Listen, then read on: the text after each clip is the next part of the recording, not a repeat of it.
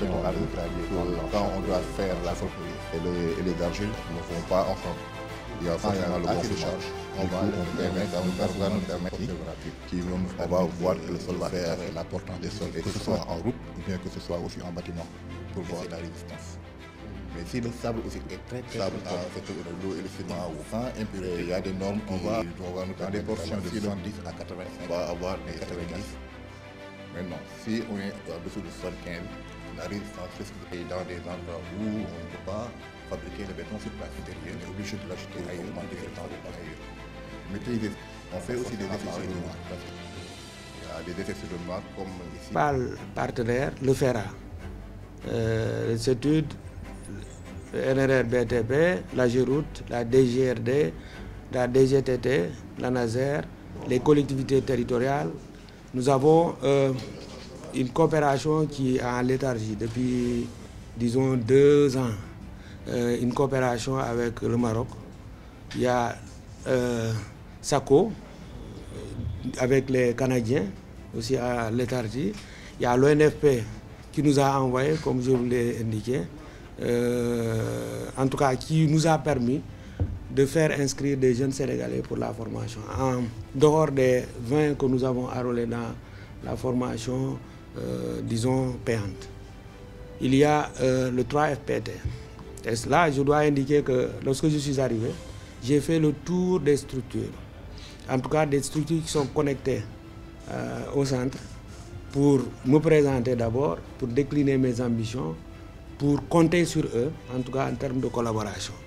J'ai déjà écrit 2 lettres qui, récemment, hier seulement, le BAF me disait que le 3FPT souhaiterait qu'on réécrive une 3e lettre, que je trouve être anormal.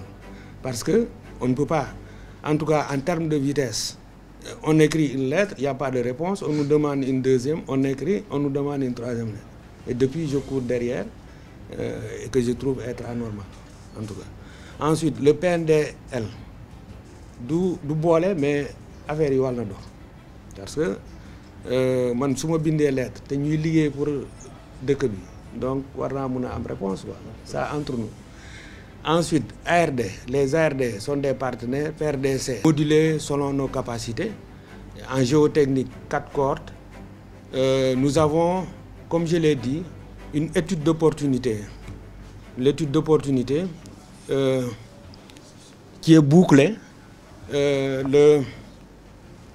La personne ressource attend des inputs. On lit, on apporte des inputs. Après ça, il fera un exposé. Après quoi, on vous enverra le document pour la validation. Voilà. Ensuite, il y a, comme nous l'avons souligné, l'acquisition de véhicules utilitaires. Formation sur la maîtrise d'ouvrage, des infrastructures et sur la gouvernance des infrastructures. En termes de formation, ce que nous faisons, formation sur la passation des marchés, formation sur le suivi et évaluation des infrastructures routières, formation sur l'assainissement routier avec Covadis, formation sur l'analyse spatiale des données.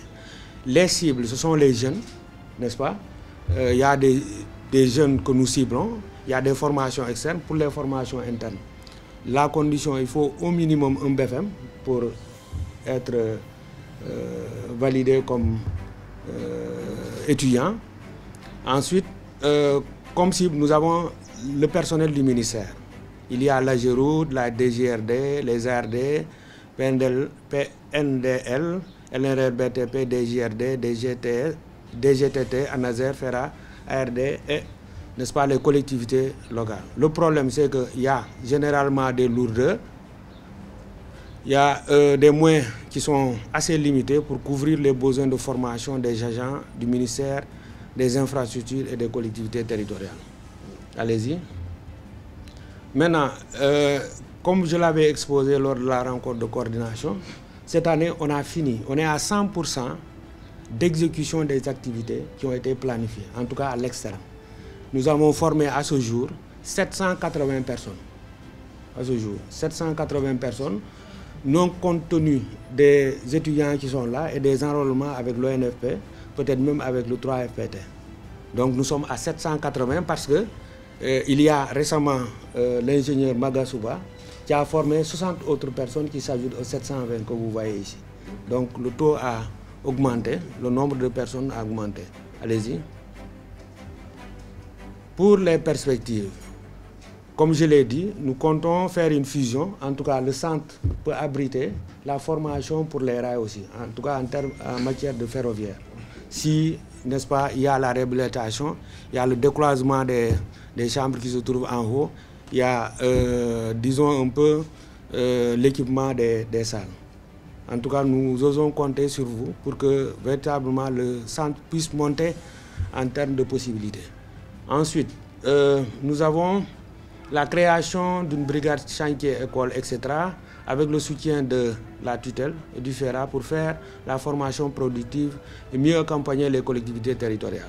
Partenaires avec les instituts étrangers, IFR et IZTP. Je souligne que déjà, avec la réunion de coordination, vous avez indiqué qu'il y a une possibilité d'aller au Maroc et de s'imprégner de ce qui se fait de bien là-bas pour pouvoir, n'est-ce pas, faire la même chose qu'eux. Ensuite, exécution des formations destinées aux jeunes pour le compte de l'ONFP, etc. Tout ça, j'ai dit. Vous passez.